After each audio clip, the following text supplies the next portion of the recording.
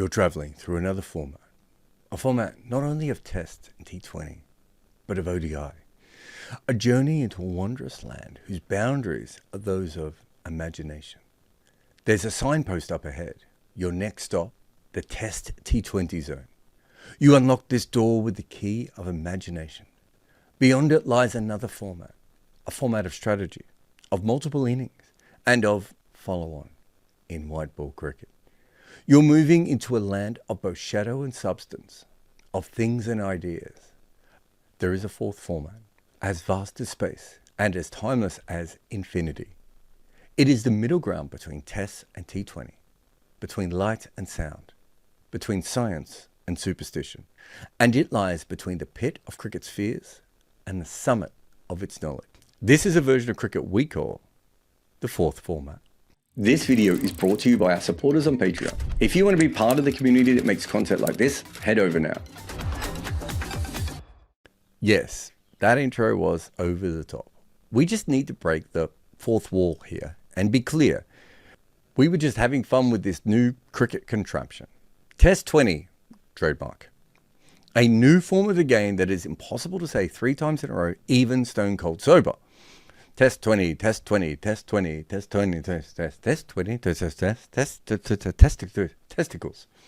We've seen near endless repeats of the same press release. So I thought I would do 3 minutes more research on this than most news outlets seem to do. Like, I found their Wikipedia page, and I'm no expert on these matters, but it feels like this is the kind of page that is made entirely by a PR company. Here is what they wrote on their website. For over a century, cricket has preserved its dignity across 3 distinct formats, each ruling in its own age with authority. Now a new chapter opens, shaped by a world that moves with greater haste, yet still longs for the old certainties. Conceived as a reinvention of the sport, it is one that is fashioned with both daring and decorum. Here, intellect swings with instinct, while time gains the rhythm of a swifter age. This is the final evolution of cricket, and thus a new era. Welcome to the fourth format. Welcome to Test 20. That is one of the more extraordinary passages ever written in cricket. Also, they did call it the final evolution of cricket and a fourth format. So I'm glad they stopped short of calling it cricket's final solution and a fourth Reich. Their spiel actually doesn't tell us much at all. To put it simply, this is a cricket event which combines 2 T20 games into one and incorporates a few test regulations while being played by non-professional kids. This new league, which is calling itself a format, is something worth talking about because it is everywhere at the moment. I can't tell if they went viral for being weird or if they paid for a really good PR package. My first take will be obvious to you and every other fan. Cricket already has more than 4 formats. You don't have to like or respect T10 cricket, but it exists.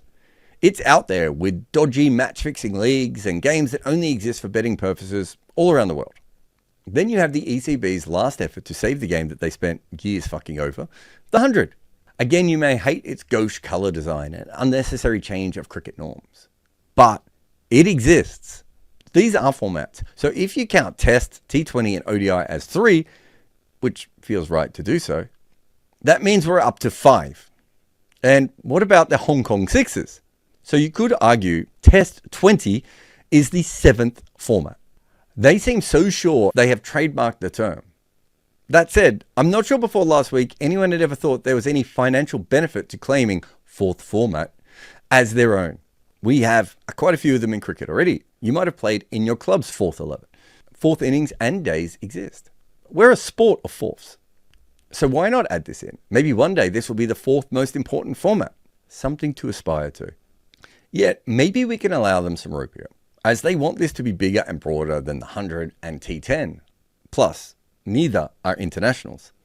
Yet their league is for unprofessional kids, which seems closer to the Hong Kong Sixers than anything else. And at times while researching this, I wondered if I was being a little bit too bitter. After all, I am nothing more than a member of the Fourth Estate. My main goal is for cricket to thrive. So when every new strain of cricket capitalism pops up, I want to get it under the microscope like it's the 4th wave of COVID. Could this be wonderful for our sport? I mean, it's easy to make fun of poorly written PR copy and a trademark that makes little sense. The cricket is what really matters. And like the fourth law of thermodynamics, this format doesn't exist yet. And laws is important here because they set rules. And it's a little thing and I hate pointing it out, but our sport has laws or playing conditions. If you are going to rewire something, check how it works first. Here is their early collapse rule, which I have read 17 times and now understand less. Their idea is, if you bowl out a team in less than 10 overs, the side batting second gets 3 extra overs. But if a team is bowled out in 10 overs, the opposition having 3 more is the least of their problems, right? They already have 10 more overs to bat in. What are the extra 3 doing? And how bad is this cricket that we're expecting teams bowled out that quick? We checked the databases. No major leagues have teams dismissed this quick in the first innings. It's just not a thing that happens. And why would we want to make it even more one-sided in the most boring way possible? How about if a team is bowled out in 10 overs, everyone in the batting side has to bowl an over? Or the wicketkeeper is not allowed gloves? Or maybe everyone wears dunce's caps? Test 20, trademark, is really 2 T20 games linked together in 4 innings. Like a test. Test 20. You get it. So there is a follow-on rule, which is a great part of cricket. Or at least it was when teams actually activated it. Here it will be used when the side batting first is 75 runs up. In tests, it made sense in the old days because the game went forever. And phone-in declaration third innings are horrible. But if you have a TV deal, isn't the idea to keep people watching the game? You actually have to admire the fact they put the cricket first here. But if this is a league as well, then broadcasters and sponsors will prefer it to go the normal amount of time. Next up, if you bowl 3 wides in an over, Test 20, trademark, will slap your ass with a 3-run penalty. So 3 wides is now 6. Also, umpires can decide that when the game is close, they can call test wides when batters move around the crease. So I have questions. They say when scoreboard pressure is high. What the fuck does that mean? I'm not expecting the legal definitions of these rules at the moment, but someone sat there and wrote this for publication, and it means nothing. If you need 24 from 12 balls, the game is close. So you change the wide regulations to more like tests. But if you hit 3 sixes straight away, it is now 6 needed from 9. Is that still close? They also say that when the batter moves across the crease, it will sometimes not be a wide. But that already exists. Many leagues do this. So I can only assume once there is any movement, it becomes a test match wide and not an ODI wide. But only when the match is close? So they want batters to move less on the crease because reasons? If you bowl 3 wides in an over, it gives you 3 additional runs. Because this rule promotes sharper execution, fair play, and accountability, ensuring precision remains as vital as pace. But why not just make wides and no balls 2 runs all the time? Why does 1 over need 3? So you could bowl 2 wides in every over and show no precision without the extra penalty? It seems this is primarily aimed at addressing the wide Yorker issue that arises when players are at the death. Bowling to Andre Russell and allowing 3 or 4 wides is tedious to watch. But again, you could fix this by making wides worth 2 runs. The 3-run penalty in 1 over is basically nonsensical. It doesn't solve anything. And even worse, if they are trying to teach young bowlers about discipline under pressure, why are they also allowing them to bowl wides when the batters move around? Make it make sense. Also, as PJ said on our Discord, Test Match Spirit sounds like a limited edition run from the Caribbean with Brian Lara on the label. Overrates are an issue for cricket. Here, each inning should be played on time as defined by the match referee pre-game, if not a 5-run penalty. Why is this only being defined before each match? Surely there is a set time for games, not based on whether the match referee has an early flight. Then it says there will be a 5-run penalty. I assume to the bowling side, despite the fact that batters are often slowing the game down. But isn't this penalty a shitter system than having an extra fielder in the ring that many leagues already use? If I ran this, you would lose a fourth of your players from the field. The bowling allocation section has issues that I think we can put down to typos. It says a maximum of 5 bowlers can be used, but then says each bowler delivers a maximum of 8 overs. That means that only 5 bowlers can be used. So let's assume the first maximum is a typo and it should have been minimum. The only other change here is that you can bowl up to 6 overs in 1 innings. Apparently, this allows them to add a new tactical storyline should a team burn their ace early or hold them back for the final push. So that would be like every other format of limited overs cricket ever then. You can choose to bowl your person early or late now. It makes absolutely no difference.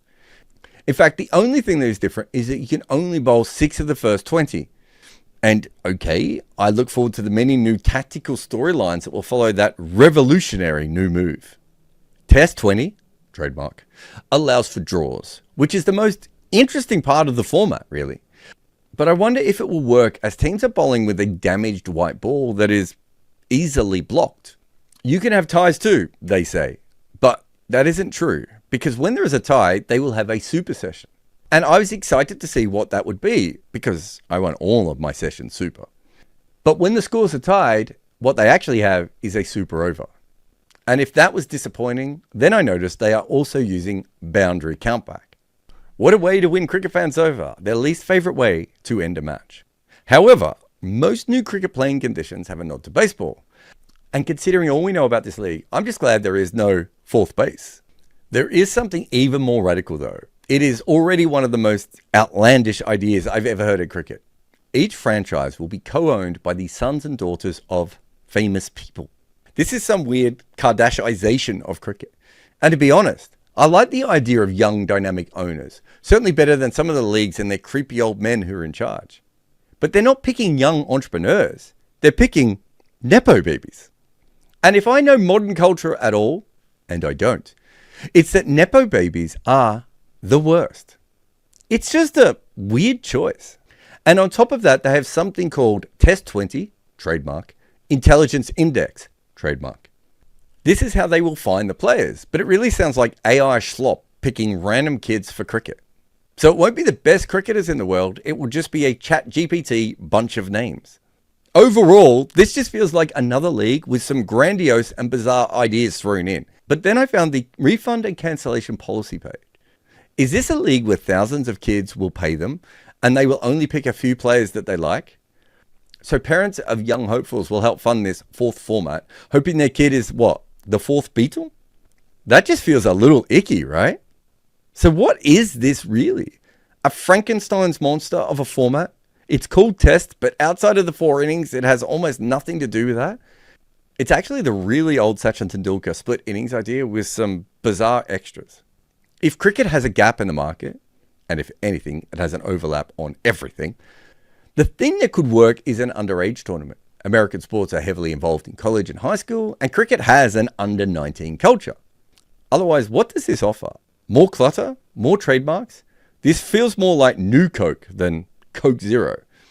And it's hard to take something seriously when they use terms like fusion of intensity and meaning. The entire website seems to have been written by an AI generator after someone asked it, what if Test and T20 had a really awkward baby? They are not the first to come up with something so great to them that they go off and trademark it. But how does this work? It is a worse form of one-day cricket with new playing conditions that don't make sense and famous kids on the boundary. In this newly capitalist world of cricket, people will try lots of ideas. This is far from the weirdest, and it probably won't be the worst. They say the fourth industrial revolution is when AI arrived. In cricket, we're in another era. We have entered the format zone. Are you as chronically online as Moses Enriquez? Then here's another video for you. Or if you also like books and stuff, you can buy my new one on the art of batting. If you loved this video, hit the bell icon to be notified for more.